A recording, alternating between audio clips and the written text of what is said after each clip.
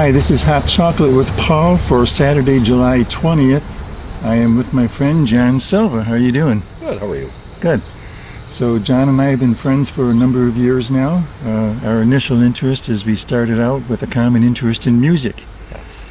So I know you've been to a lot of concerts. Why don't we start with that? So what kind of concerts have you been to? Mostly rock shows, but I'll go to just about anything. I've gone to plays like Phantom of the Opera, Les Mis, and just anything like that just fascinates me. I love going out and going to entertainment such as that. It's just fantastic. I love it. Yeah. You mentioned the Phantom of the Opera. I think there's like two different versions of it. Yes. I really don't remember what the difference is, but me either. What stands out to you about that? I really don't. Just the music. I love the music. Oh. Yeah, it was great. I saw it twice. I saw it here in Rochester at the Auditorium Theater, and then years ago, me and my dad went to Toronto and saw that. And the theater was beautiful. And while we were there, we caught a couple Yankee games in Toronto as there well. You go. And it was fun. Had a great time. Yeah. So you got a whole stack of tickets that you've been to through the years. Yeah, there's not too many rock bands I haven't seen. I mean, there's probably a few, but not too many that I haven't.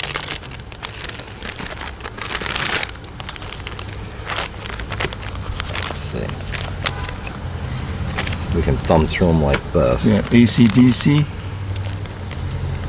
Do you remember the Motels? Yeah, sure do. Motels. I see John Scher, WCMF presents. Yeah. So it was a Ticketron. Yes. Yeah. Ticketron. Back when you had to stand in line to get a lot of those tickets. Yes. I think the last one I remember doing that for was Dave Matthews back in the mid-2000s. And that was it. Everything I've ordered online or over the phone since. Yeah. Oh, you got Kiss? Yep. Let's see. Journey? Brian Adams. That was at Bryan Adams. Hollader Stadium, the old Hollader Stadium. Wanted to go see Iron Maiden. I miss having Hollader Stadium there. It was old, Me but too. It was cool. Whenever I drive by there, I look, and I just remember those shows. Yeah. Great times. Yeah. See, Iron Maiden with Fastway and Coney Hatch. Okay. Black Sabbath. This was a fun one. Black Sabbath, Quiet Riot. I think I lost a little bit of hearing after Quiet Riot. Made things a little more quiet for you, huh? Yeah, a little bit. Yeah. Let's see. Eddie Money and Saga. Okay. Eddie Money was great. I've seen him a few times. Matter of fact, that was my next show. They opened for 38 Special. Okay. The Romantics and Red Rider. That show was not even $5. Wow. It's kind of worth it though. Just when the Romantics came on, it started to rain. Oh. So they started to play all their stuff really, really fast to get it all in. But it was worth it. Great show. Fun. Yeah. Jefferson Starship. In which version of that? I mean, what year? That had Grace Slick. Okay. Mickey Thomas was with them at the time. But seeing her on stage, Grace Slick, 44 years old at the time, and she still had a great set of pipes. Cool. Yeah. Rush was good. Rush and Fantasy. Fastway. I saw them twice. Okay. Fastway. And Kiss and Queensryche. I saw them a few times. Okay. This was a fun show. REO Speedwagon and Survivor. I won tickets to go backstage to meet REO. Oh. And they were all so just personable. Yeah. No, they wanted to know about our lives, and we're asking them about theirs. There you go. And I thought that was pretty cool. Yeah. If I'm not confusing concerts, was it that concert that he was asking you about the fact that you're in a wheelchair, Kevin? Yes, and he was telling me how he donates to all these different organizations. And I told him, that's great, Kevin. Love it. But I said, I'm here to talk to you. I want to get to know you and your lives. And I thought it was funny. They had their kids running around all at the backstage, and they said, yeah, they just got up. So they lived their lives like at night. The kids live their lives at night during that's their day, and in the morning, that's when they go to bed. So life on a traveling tour bus, I guess. Yeah. So how old were the kids then, roughly? Oh, geez, I don't even think they were 6. It was like 3 or 4 of them running around everybody. Yeah. But it was cool because, they had their parents there, so. Well, I guess it's better than being gone away from their kids for a few months. True. Yes. So what's this one? Let's see, Foreigner and Jufria. Okay. That was pretty funny. I don't know too much about Jufria, but Foreigner was really good. Lou Gramm, great voice. He always had a great voice. Mm-hmm. I've seen Lou Gramm, I don't know, 3-4 times with Foreigner. Yeah. In the 80s, around that time. One time I did see him. He played a free show outside of a church. I'm sorry, I can't remember the name of the church, but it was off of Lyle Road. Okay. I'm sorry, Spencerport Road. Okay. It was off of Spencerport. And he played a free show there for everybody that attended. It was fun. Very nice. Cool. This one, I saw Bryan Adams, and I think it was Fiona that opened for him. I don't remember her music, but I won these tickets, and I remember winning them on WCMF, and Dave Kane was the DJ that I won them from. I couldn't get there at the time to drive to pick up the tickets. He was nice enough to drop those tickets off after his shift. Oh, nice. And he came to my home, met my parents. He was a really personable guy, great Very guy. Cool. Yeah, it's nice when people make the effort to get out and basically help support the people who support them, Mm-hmm. more or less. Exactly. Yeah. Let's see. Oh, Deep Purple. Deep Purple. I saw them twice. Okay. Excellent show. I've always said about Deep Purple is every single person in that band is an expert at their instrument. Even Ian Gillan with his voice. Just everybody was awesome at their individual instruments in that band. And I've never seen any bands that I've seen collectively be that good together. Yeah. Let's see. This was at Silver Stadium. Aerosmith, Foreigner, Joe Walsh, and the Hooters. Okay. They called it the Grand Slam. And this was Rat and Bon Jovi. This was the only time I saw Bon Jovi. They were opening. This was their first tour, and they opened for Rat. Okay. And Rat I've seen twice. Out of any band, they were a hair band, you would say a hair band with them during the 80s. And with them, I would say out of any of those hair bands, when a Rat song came on the radio, you knew it was them. You knew it was Rat. Yeah. Just the sound that they made. Yeah. Let's see, Starship again. And I saw Night Ranger with them. I saw Night Ranger a few times. Good band, hard rock, and good American band. Yeah. Yeah, they were awesome. Let's see, saw Rush again. Okay. Kiss and King Cobra. Ozzy Osbourne. I saw him twice. What I liked about his show is when he came here both times, I remember his castle stage setup where he'd sit on a throne, and when the show started, the throne would roll out, and I don't know what the effect was, but they had his eyes glowing red. And when the spotlight hit him, the glow, you could see the glow of the red in his eyes. And then all of a sudden the show started, and then that glow stopped. I thought that was just a great effect to start the show. Wow. Yeah. I wonder how they did that. I don't know. But he did it twice in both shows. Yeah. Yeah, I thought that was neat. Of course, nowadays, if that had happened, we'd have videos all over the internet showing that. I mean, Mm-hmm. you know, from every different angle. if it wasn't obvious how the effect is done, probably people coming up with their different versions of it. Yeah, So, I wouldn't doubt it. Saw Judas Priest once. They were pretty good. Not too memorable. Just another heavy metal show. yeah. Van Halen? Van Halen. That one was with Sammy Hagar. I never saw Van Halen the originals. Okay. I always saw Van Halen with David Lee Roth, with Sammy Hagar. I only saw David Lee Roth with them once, and that's when Eddie Van Halen's son, Wolfie, was on bass. Yeah. Okay. And that was even a fantastic show. Okay. So, how many? That's quite a few concerts. I'm not sure we're going to be able to get through all of them. Oh, but yeah. what are some of the Probably highlights through the years that stand out to you? Let me see. I'd say meeting REO Speedwagon was Okay. fun. I did meet ZZ Top once.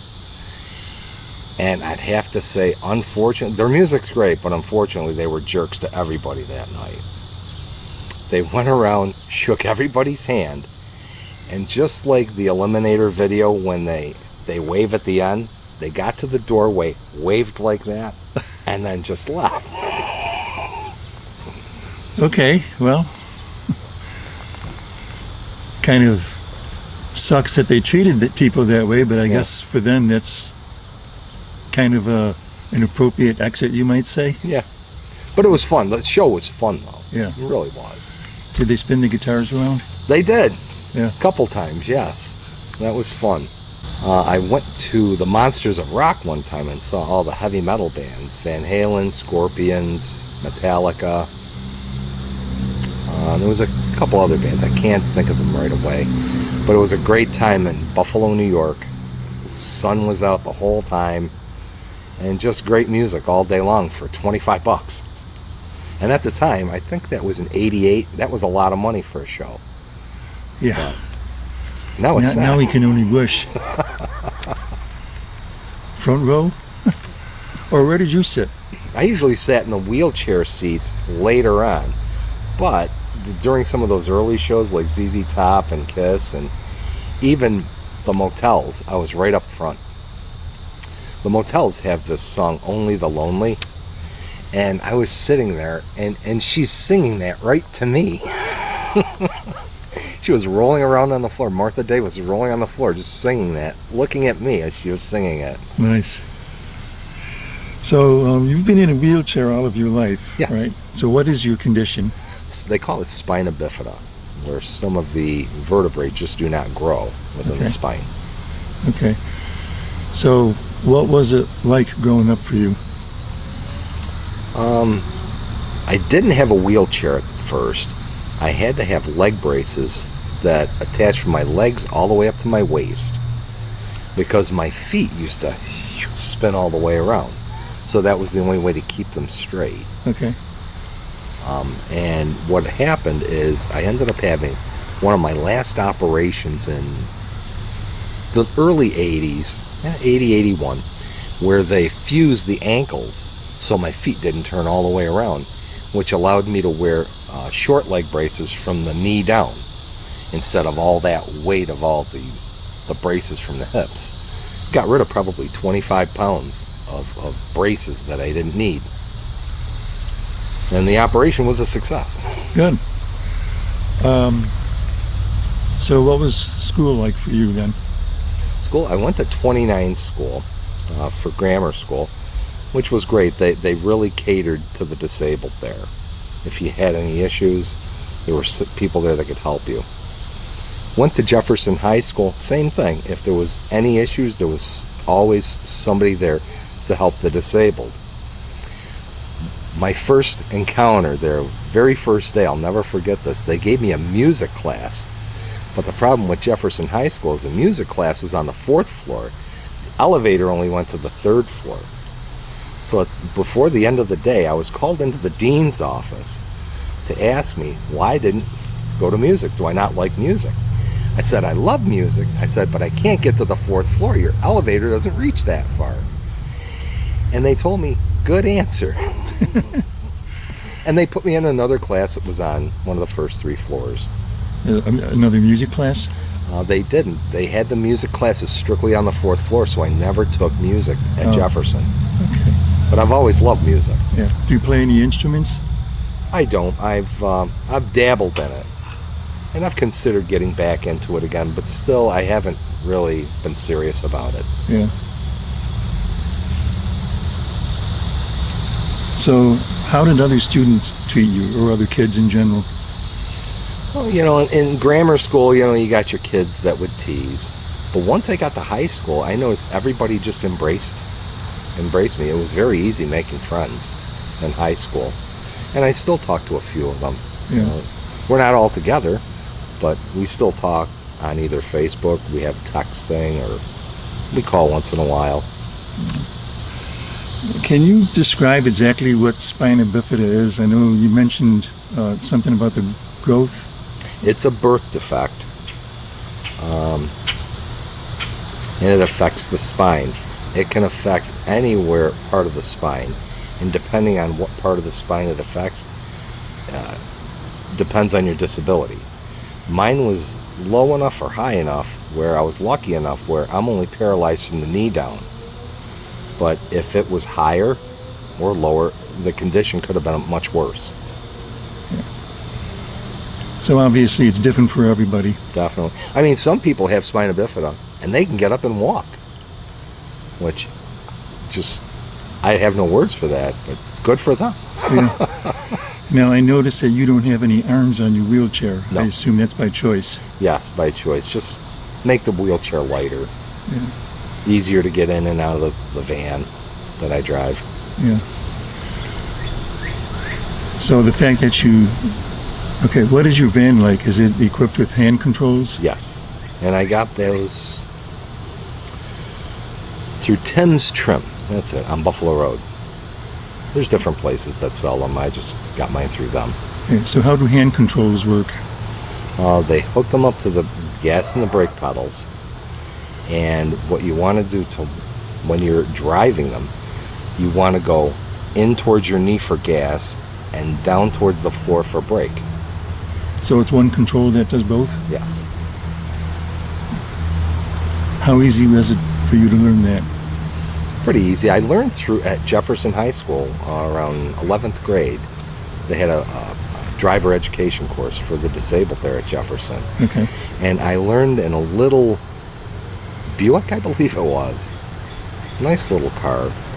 And it was very easy, I thought. Learned in the parking lot, drove around there for a while. And then towards the end of the year, that's when he took me out on the road. Everybody probably goes through the same thing when they first drive. Yeah. They get you out on the expressway and you got to hit the gas harder to accelerate. And I was kind of nervous at first, but it eased off after a while. I don't know, it just became more easy. Yeah, you grow accustomed to it. Yeah. It becomes second nature after a while. Mm-hmm. What about any other kind of vehicle? You know, I'm just thinking off the top of my head, things like golf carts or scooters or motorcycles. Or have you ever had any desire to do any of that? I have driven a golf cart. Those are pretty fun because I can put pressure on the gas, especially when you're going down hills and you want to go up. You got to make sure those golf carts, you have your foot fully on the gas pedal, or you're not going to get up the hill. What else did I drive? Well, I've had, I think, 5 different vehicles. I had a Pontiac Le Mans, a Dodge Caravan, a Pontiac Transport, and now this, a Toyota Sienna. So I've had 4 vehicles. This one's a 2008. So probably in the next 5 or less than 10 years, I'll be looking for another vehicle. So you keep them going for pretty long time too. I try to. Yeah. You get a lot. You put a lot of miles on them. Yes, this one I've put on probably 130. I got it with about 20,000 miles on it. So it's got about 150, 160 on it now. Yeah. Other than going to concerts, do you like to travel? I do. When I played wheelchair basketball when I was a kid, and we traveled all up and down the East Coast, Cleveland, Erie, Buffalo, Syracuse, Binghamton, Pennsylvania. We played in Pittsburgh. We played New York City a few times, Boston. One time we took a trip in the early 90s. I don't know how we got this, but Puerto Rico was having a tournament. Wow. But they couldn't get a lot of teams in. They had 3 other teams come in, and they wanted us to go. So we took a 5-day trip to Puerto Rico. That was amazing. I assume this was by airplane? Yes, it was fun, a lot of fun. Yeah. So, John, this is not you playing, but this is some pictures from Rochester Wheels showing what wheelchair basketball is like. So, when you traveled, it sounds like you probably traveled in some kind of a bus? Well, usually what we did is we would get money through donations, or we would put up exhibition games against teachers at different schools. They would donate money, and what we would do is use that money for gas and wheelchair repairs. So what was it like being on the wheelchair basketball team? It's a lot of fun. I mean, everybody accepted everybody. I loved it. I didn't start right away, but after a while, as I got becoming a better player, I was playing more often, and they would start me. Usually played forward, sometimes center. Yeah, it was just a great time. I played from like 1981 till about 2001. And what made me stop was my shoulders would get bad. Oh. And sometimes we'd play tournaments, and after 3-4 games, my shoulders were just shot. The next morning you get up and you'd have to play a few more games, and it just became more and more difficult. So about 20 years I put into it, and then I retired. So what are the techniques that you're doing while you're playing wheelchair basketball? Like, what are you actually doing with your hands? I know you have to move the wheels and so forth. We play college rules, and the only difference is when you bounce the ball, you have to take one push, and then you have to bounce the ball twice. If you take 2 pushes while bouncing the ball, it's considered a travel. Kind of like, college ball. Okay. With walking. But basically, that's the only difference, and everything is college rules. You've been talking about people accepting you. What kind of negativity have you encountered through the years? Well, probably the parents mostly of kids, where a kid will be interested or curious, and the parents will kind of push the child back or tell them, don't ask these questions, when all the child is doing is trying to get to know me.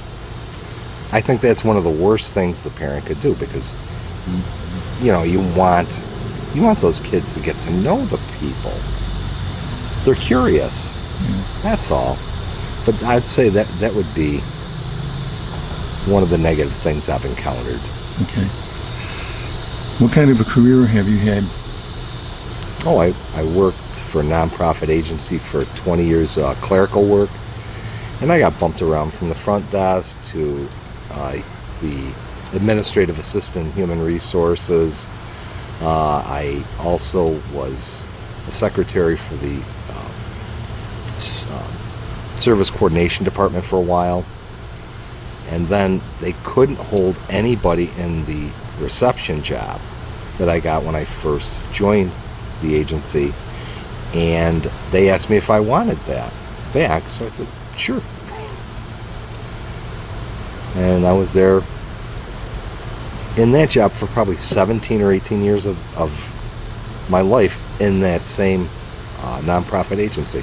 Yeah. Are you retired now? Pretty much retired, yeah. I mean, I would do something on a part-time basis, but living in the Northeast, I don't want to get up in the middle of winter.